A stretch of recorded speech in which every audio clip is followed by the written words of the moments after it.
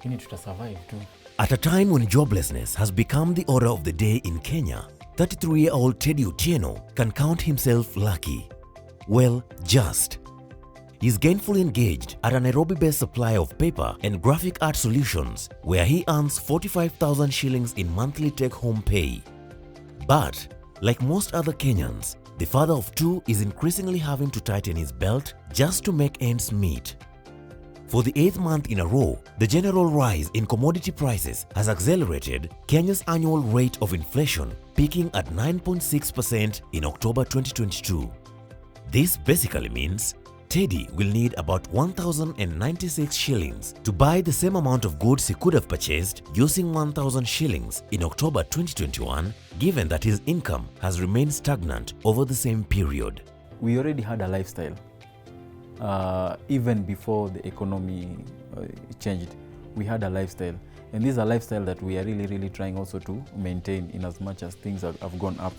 So what happens is we are trying as much as possible to also find extra income generating activities, whether it's selling of items, buying and selling of items, whether it's doing businesses here and there.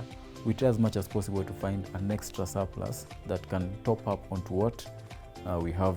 Just like I've mentioned with my graphic design business and all, at least I'm able to meet up clients who are able to give me regular businesses when it comes to graphic design and other services, inclusive of printing and all. My wife is also actively involved in a few businesses here and there, which at least bring in something at the end of the month. Teddy, who lives in Nairobi's Umoja estate with his wife and 2 children, is the family's sole breadwinner. Every month, he spends 13,000 shillings on rent, an average of 2,600 shillings each on electricity and water, 6,000 shillings on food, and upwards of 7,000 shillings on shopping for his household needs. He says, given the faltering economy amid a harsh business environment, failure to draw up and live within a budget, which is an estimate of income and expenditure within a set time frame, would visit disastrous consequences on his family. Whenever I get that money, I always try, we sit down with my wife and we plan it so that we can see if it can be able to cover all the expenses for the entire month, of which to us, first and foremost, the rent is always a priority. We don't want to have issues with the landlord, and yet we have not yet built our own houses. Once we cater for those important expenses, now we start looking at the future expenses. Like for example, our kids will be going to school very soon. So that means we'll have to save up some money now so that they can be able to enjoy schooling whenever they start. To ensure strict adherence to the basic rule of any personal budget, which is that in value terms, expenses must never exceed income, Teddy would normally categorize his monthly expenses as fixed, variable, or unplanned. Fixed expenses include rent, utility bills such as water and electricity, pension contributions if applicable, transport to and from work, and school fees expected when his 2 young children finally reach school-going age. These are the basic needs that would have to be catered for either way. Flexible or variable expenses, on the other hand, would include items like entertainment, things that Teddy would want to spend money on but can easily make do without. Then there are those unforeseen circumstances such as health emergencies and welfare contributions, and at the end of the day, one is also expected to accumulate some savings to help them meet their other goals. I save about 10% of that amount every month. Other than that, I pay insurance with the same 10%. So once that is done, we now look at any other expense that might come along. For example, if there's a friend who has a wedding, we have to chip in as a family because they did the same for us, and we have to continue that love. Oh, I forgot one important thing. We always have to pay our 10% in the church, all right? So that's always very important every month. The various types of savings or the forms of saving, we have the goal-based savings, which is where you are saving for a particular goal to achieve a particular thing in the future. Maybe you are saving to buy a car, so that's goal-based saving. Then number two, you can save for emergency or for the unexpected. So upon you put aside some funds for emergency, maybe things like sickness, things you're not aware about that may happen, or any other emergency that may come up during our day-to-day lives. You can also save for your retirement. This many Kenyans do through pension.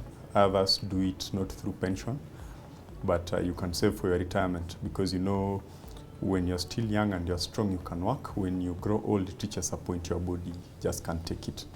So you need to relax and let off the working bit. And this is the time your savings for retirement purposes will start working for you. Under Zimele, we offer the various products which are going to help you in saving. For example, we have the Zimele Savings Plan, where any amount that you save, you are going to attract a good interest rate of 9.56%, and it will help an individual in save in the various categories that I've mentioned, be it you want to save up for an emergency fund or a life-based or a goal life-based savings fund, second funds that is. And then we also have another product for pension, and we have two different types, which is Zimele Personal Pension Plan and Zimele Guaranteed Personal Pension Plan. This will help an individual in saving for their retirement, and you can choose either or depending on your goals. A budget is a critical planning tool as it helps one reach their goals, control spending, avoid getting into debt trap, or getting out if already there, prepare for emergencies, and harness savings. It's important to formulate a budget because a budget is what will determine. It will be like the formula to give you a go-ahead, because a budget is an estimate of your income and your expenditure. Now, if you draw up a budget, because to save, you'll have to save something. You'll have to have an excess income of your expenditure for you to be able to save. Now, the importance of a budget, it will help you realign. If you're in a position where you are generating income but you can't save, a budget will help you identify expenditures that are necessary, that you can kick off, and you can now start saving. A budget will also help you achieve your goals in a way that you'll be able to plan. A budget is a plan. You'll be able to plan for your income, how to spend it, and then to achieve a goal. Maybe you want to achieve some goal, and the budget is really the best formula to use. A budget will also help you not get into things like debt or financial issues, because it can help you realign.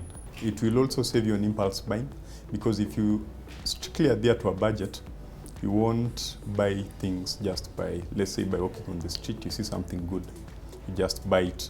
So the budget will also help you prioritize your expenditure, rank them from what is most important to what is least important. There are different ways of budgeting. The 50-20-30 rule divides one's budget into three main categories: essential expenses or needs, financial priorities, and personal expenses or wants. 50% of your net income will go to the essentials or the needs. These are things you can't forego, especially like if you're living in a rental, you have to pay for your rent. Yes, or if you don't have a rent, you have to pay for a mortgage, things which are, or even utilities, electricity bill, water bill. So the 50% is allocated to the essentials. And then moving on to the 20% of your net income will go to your savings. It can go to your savings, or it could also be used to pay off debts. And the remaining amount of 30% is allocated for lively expenses. This is where you could spend on going with Uber or also paying for Netflix. They're not necessary needs, these are more wants. So with the example of the 45,000 individual, if he could plan well using this technique, he will be able to survive through the financial times. Formulating a budget is one thing, but strictly adhering to the spending plan is another.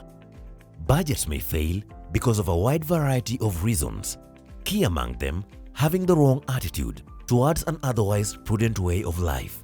Attitude can be one of two things: the fertilizer that helps you grow, or the weed that stifles your growth. A positive attitude is your budget's fertilizer. Put differently, a bad attitude is like a flat tire. You cannot go anywhere unless you change it. Other causes of failure in budgeting will include recycling the spending plan, where one fails to regularly update their budget to cater for changing circumstances, including emergence of new expenditure needs and wants, and the fact that money will invariably lose value over time due to inflation. Personal finance experts also advise that you keep your budget simple and focused, have clear priorities, always track your expenses, and set realistic targets. I could use an example on myself.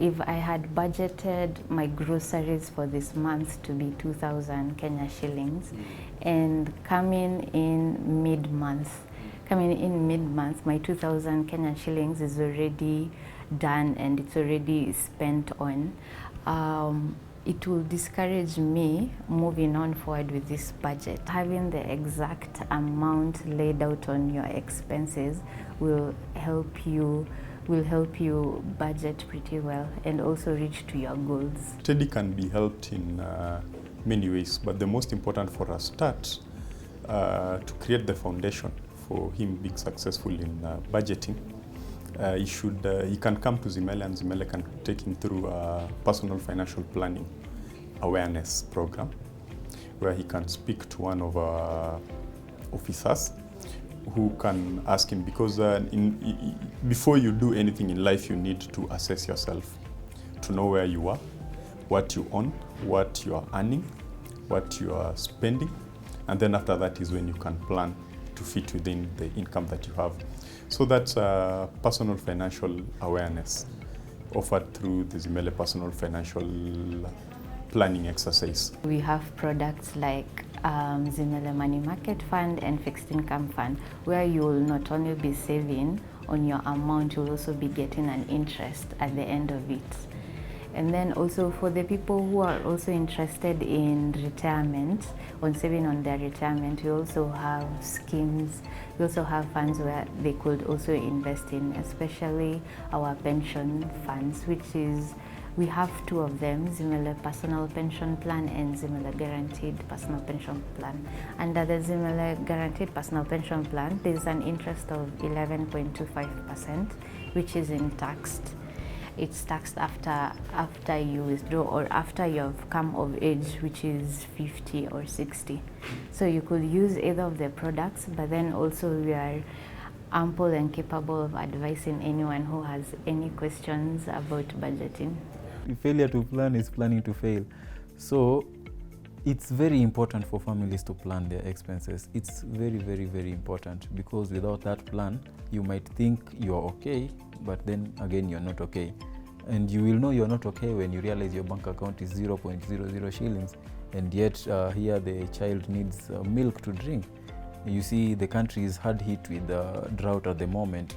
And if you can be able to plan with your family well on how you will spend your money throughout the month, then such kinds of drought cannot maybe come all the way to you. So I believe planning finances as a family is very important. At least it makes each one of you to have a sense of belonging, understanding how this money is going to be used and how we are going to remain afloat throughout the month. In the meantime, while still hoping for the very best, Teddy Otieno knows that there will never be a substitute to carefully managing his family expenses just to fit within his limited monthly income.